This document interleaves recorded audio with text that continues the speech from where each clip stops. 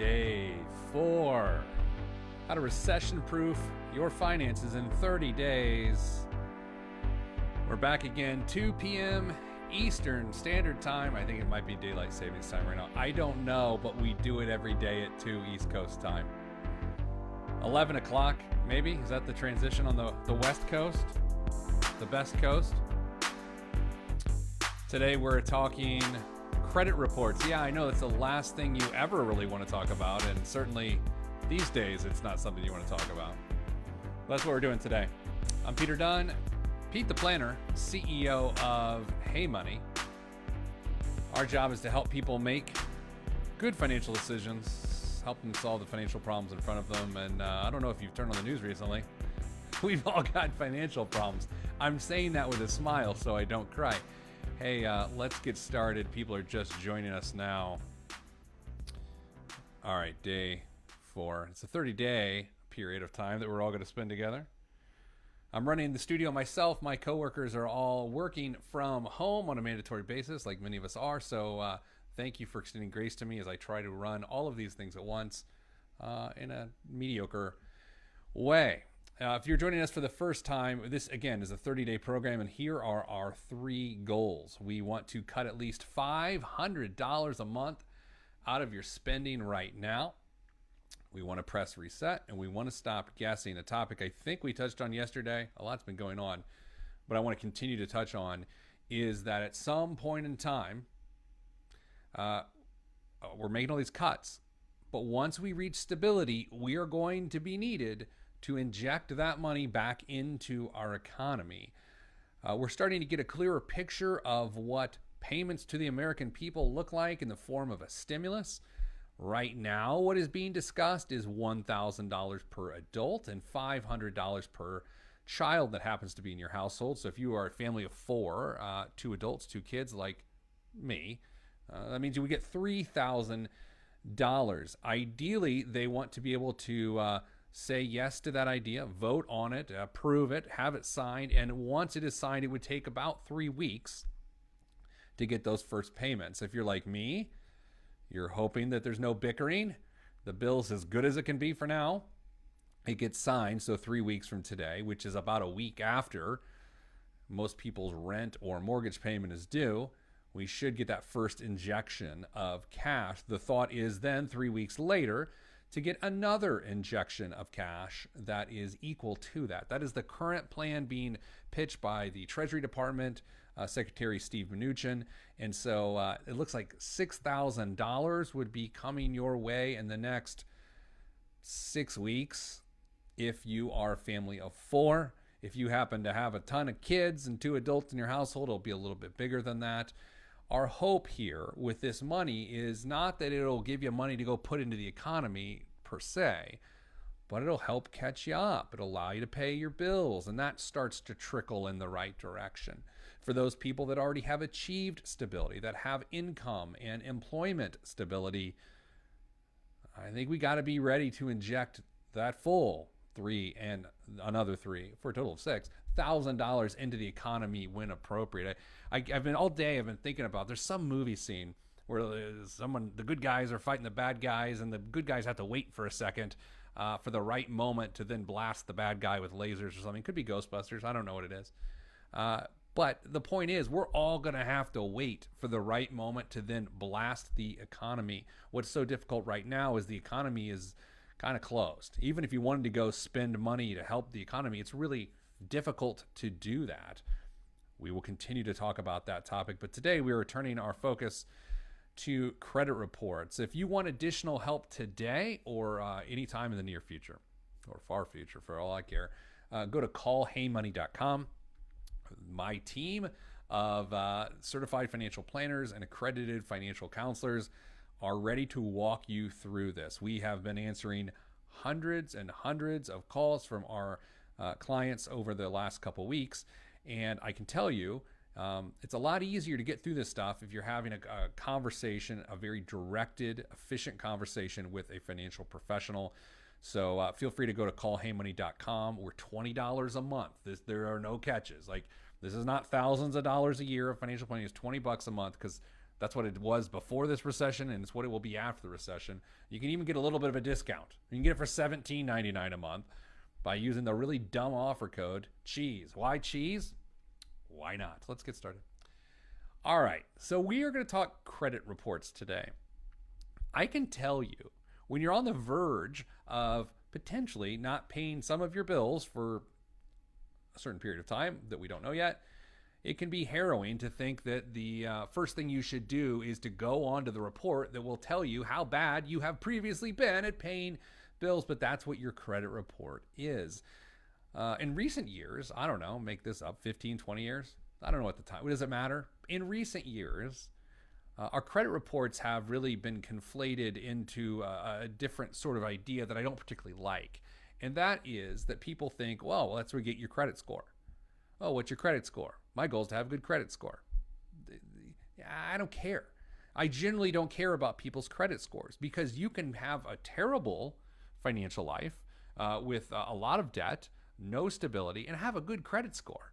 But if you say to yourself, well, at least I have a good credit score, it doesn't really mean anything, right? Because the whole time you've got all these bad habits, you've got this arbitrary score that makes you feel better than you should. I'm not about beating people down, but at the same time, if you think you're fine financially because your credit score is good, yet you need to improve your life, the credit score got in the way. And there's also people out there who have beautifully stable financial lives. They've got a full emergency fund. They got all sorts of stuff.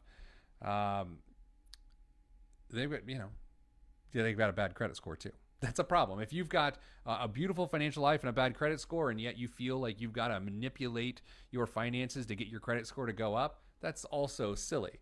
What I care about on your credit report is what it tells you factually about your financial life. I'm going to dig through that today.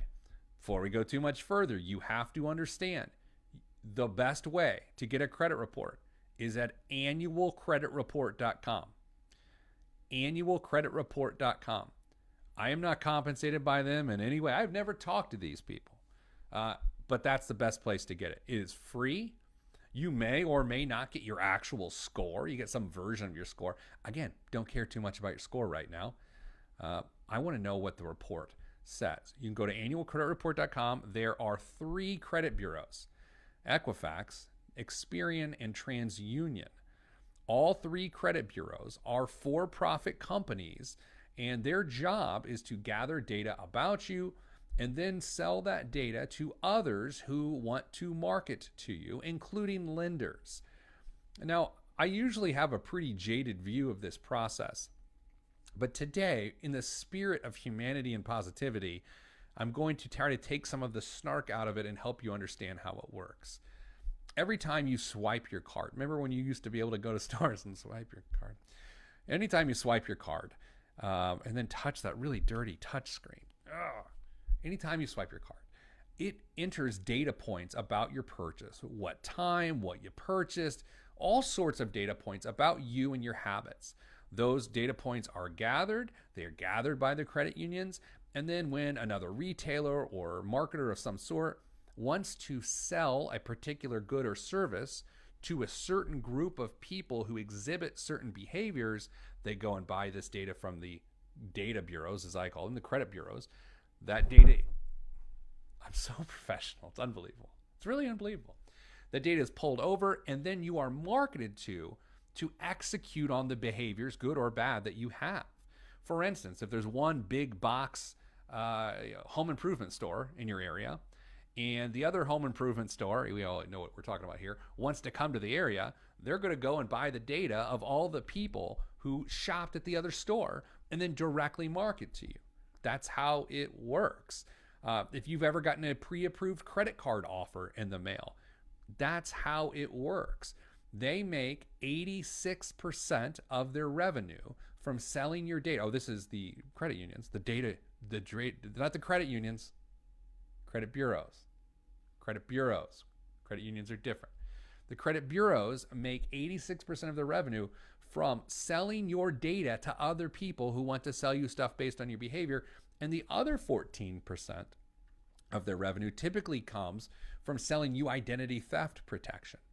So oftentimes people look at these bureaus, and I'm not saying they're evil or anything like that. They're fine. but they're for-profit organizations that are there to sell your data, right? So oftentimes we look at them and we say, well, oh, I need to make sure they're happy with me. I don't know if it really matters if they're happy with you because they're selling your data anyway. Now, there is a way you can stop them from selling your data, and we'll get to that here a little bit later. But just so you know, these are not governmental agencies. They're not quasi-governmental agencies. They're not not-for-profits. They're for-profit companies. It's important you know that. Again, I'm going to say this a million times today. As we go through this, your homework today, whatever, let's go to annualcreditreport.com and pull your credit report. You can print it if you want, but as most of us are finding out, our home printers don't work. So just save it as a PDF and you can review it. You're going to want to I recommend right now to go ahead and pull your credit report for each of the 3 agencies. And I also recommend that every adult in your household does this as well. And I'll tell you why, again, in just a moment. What we want to know about your financial life from your credit report in a time like this are these really important items. First, which credit lines are currently open? Now, there's a difference between being open and having a balance and having it be open and having no balance. To be open with a balance is to say you owe someone money, and it is an active credit line. To have an open credit line with no balance, it's an active credit line that you could access, but you currently don't have a balance on. Does that make sense? And that's really important. Differently important than it was 6 months ago. 6 months ago, I would want you to access something like this to just make sure you know who you owe money to. Also, very important right now. But in these times, if you do not have employment or income stability, knowing who you could go get money from is wildly important. I'm the last person on the planet that's going to tell you to go take cash advances on your credit cards or any of these equity lines in order to just go buy stuff. However, as is abundantly clear, we are in unprecedented times, and if you need money to pay bills and survive, you need to know who is willing to give you money, and you can understand your credit line and what your current balance is by going to that. It is near the last resort category. I don't like 401k loans. I don't like 401k withdrawals. I don't like payday lenders. And I don't like taking cash advances on your credit cards. But right now, taking a cash advance on your credit card, I can't believe I'm saying this, is a preferable option. Now, I've been talking to hospitality workers all week long, and here's what's become abundantly clear. And this isn't necessarily only indicative of those in the hospitality industry. It is indicative of our society at large. Here are people in the gig economy. You don't get work, you don't get pay. And they got some bad credit. I've seen some bad credit, which means that people don't have access to borrowed funds. They don't have access to what we call capital. And they probably can't even go and apply and get it right now because you can't apply to borrow money really when you have no income. But when you go to annualcreditreport.com and you see you have these open lines, that's a good thing. That's a good thing because you're going to see what some of your options are. Now, don't pull the emergency handle just yet. Remember, ideally, 3 weeks from now, you're getting $1,000 per adult and $500 per kid in your household. And 3 weeks from then, you're getting the same thing again, ideally. Also, just so you know, if you haven't already and you are unemployed, please file for unemployment. Don't feel bad. You're not a burden to the system. That's why the system is there. Please file. And if you haven't already, which is the whole point of this program, we're trying to get you to cut your expenses aggressively. All right, next on your credit report, you're going to see closed items. Well, what does that mean? Simply put, in these days, it means you no longer have access to borrowed money from that place. It could be a place where they closed the line on you or you closed on them. Back in the day, I used to tell people to close credit lines that they weren't using, even if it did hurt your credit score. Right? If you close a credit line you're not using, it used to, who knows what it'll be going forward, it used to hurt your score because then you would have less access to borrowed money And your credit score really is about being good at borrowing money. Ideally, you don't want to be good at borrowing money because you don't want to borrow money. Nowadays, should you close a card you're not using? I don't know if I would in the foreseeable future. There's we don't know. Still a lot we don't know. And I'll just say, and I'll look right now live on the stream here. As we've been talking the last couple days, what the stock market has been doing, I got to go out of frame to really justify what's happening here. What the stock market has been doing, it's been trying to find confidence in that there's a plan to move forward. Last couple of days, it has proven there's not been a plan that the market is this sort of this amoeba, right? It's sort of this weird organism that is sort of living. It's not a they, it's just this sentiment. The market doesn't feel like there has been a strategy to get us through this economically. And as you know, on this live stream, we don't really talk about the virus because I have no expertise. Listen to scientists. But today we have a little ray of hope. I don't like staring at the market because on bad days it's no fun, and on good days who cares? But as we look for things that are going well, I feel like the market today at least feels a little bit better about the plan to get us through this. And if you're just joining us for the first time and you don't understand the severity of the situation we're in, it's pretty severe. I don't know if it could be any more severe from an economic standpoint. But it seems like we have some semblance of a plan, and so far the market likes that. There's still, an hour and 45 minutes left in trading for the day, so it could change its mind. You never know what press conference sends it in the wrong direction. I'm glad some of the value of our investments, yours and I, have started to come back. But I'll be honest with you, I care a lot less about that and more about the fact that there's a confident plan to move us forward. All right, back to the program. Next up, balances. We're going to talk a lot about debt in the coming weeks here. Actually, probably next week. I don't know. I should know. I'm sort of the boss. Anyway, I think it's next week. No one cares. We're going to talk about debt and how to get out of debt and how to view debt, and how to manage debt. And what I have come to learn over the last several years is that when people are in debt, they tend to not know how much debt they're in. You need a better example. I'm a Midwesterner. How can you tell? Look at my side profile. I'm doughy, like carbs. I don't actually want to know how much I weigh right now. I don't want to know. If I wanted to know, I'd step on the scale. I've not stepped on a scale in a little while. Please don't tell Mrs. Planner. I currently don't want to know how much I weigh, right? And by the way, and I've told you this before, I'm a stress eater, so this is not the greatest time. But I will tell you this. This is good news. This is good news. I have gone past stress eating to not eating due to stress. How about that? That's a silver lining. I ate a banana with brown spots today. First time I've done that in like 35 years. Anyway, your balance on your credit report is meant to tell you exactly what is up.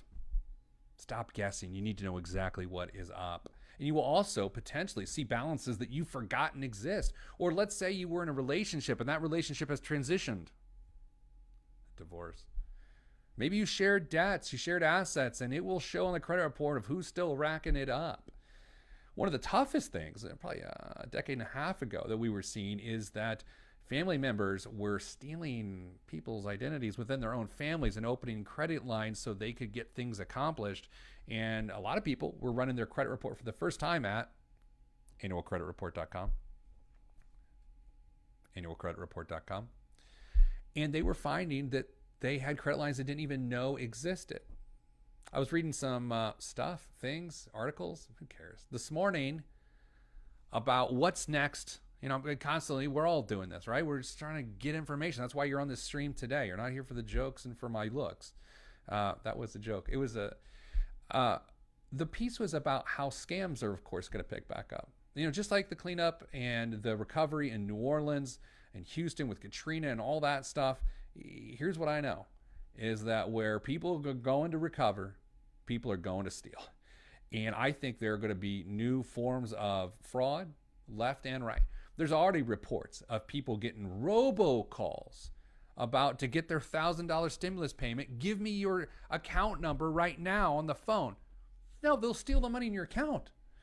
Do not take a phone call and think it's a good call about the current stimulus that might be coming our way. You are going to get a colorful check. It's like a rainbow of money coming your way, maybe in about 3 weeks, and then 3 weeks after that. The final thing on your credit report that I actually care about are what your payments need to be. I got a great question on a different live stream today. Turns out I'm a live streamer. If you want to endorse me on LinkedIn for live streams, let's do another live stream today for one of my companies. And someone asked a great question. They said, I'm aggressively paying off debt right now, and I have $1,000 saved. Should I continue to aggressively pay off debt during these times? Geez, what a great question, because a lot of people are doing that, because that's a very popular method. No, you should not continue to aggressively pay off debt right now. You should make the minimum payments and use that overage. People call it different things, but basically you're throwing a big ball of money at your smallest balance debt or your highest interest rate debt. Stop doing that right now if you don't have a healthy savings, and build that savings. Paying extra on your debt if you're currently unstable makes no sense right now. I never know whether it's unstable or instable, because it's instability. It's not instability, but I think it's unstable.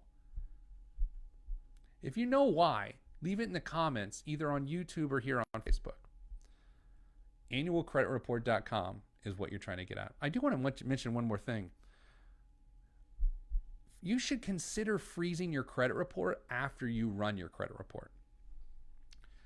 Freezing your credit prevents the credit bureaus, data bureaus if you'd like to call them that, from selling your data. That means you will not get unauthorized, pre-approved credit card offers in the mail. It means people won't buy your data and then use that data to market to you and to use your behaviors against you. That won't happen either. And in this time of future increased fraud, is that what we're calling it? Because more fraud's coming our way. When that's coming, I just want you to know that having your credit frozen is a really smart thing to do. Most states, I believe, still charge you $0. And in this time, it used to be like $10 to freeze your credit. I think it's worth it. Freeze your credit. Every adult should have their credit frozen. And I used to say kids shouldn't have their credit frozen because it was a pain in the neck. But I'm telling you, if people, where there is a recovery, there is fraud. I'm not trying to scare you with the fraudsters. I'm just trying to get this in front of you right now, because fraudsters are always 2 steps ahead of the good guys. This is neither here nor there, the time for book recommendations. There's a book called Future Crimes by Mark Goodman. Future Crimes, that talks about how identity thieves are always a few steps ahead of the technology to stop them. But I guess that's the nature of crime altogether. But anyway, wow, that was quite the tangent. Please lock down your credit. If you don't know how to do that, the easiest way, you can just Google Pete the Planner and the word freeze credit, and one of our pages will pop up. You can click on the links. They're safe links, and you can begin to freeze your credit. It does not take away your ability to use your credit, and it also does not hurt you in any particular way. It's just a way to keep you safe. It locks your door. Thank you for spending time with me today. We're going to get through this. Here's the thing. We got to get through this, because I'm sticking around. We got to get through this. Look out for your neighbors via digital messaging. Look out for your family. Check in on people. If things get too dark for you, don't be afraid to talk about this. Talk to loved ones, and don't be ashamed of what we're in. We usually say in my organization, we don't shame beginnings. Well, we sure as hell don't shame recoveries either. We're all going to have to recover. We're all going to need each other. So when these stimulus checks come in and we figure out what it's going to be, we're all going to put together a plan on how to inject that money right back into the economy. Keep your head up. Get plenty of exercise. Don't eat too much. Don't eat too little. Eat your vegetables. Wash your hands. I am bailing. I'll see you tomorrow. We'll do it again. Day 5 is tomorrow.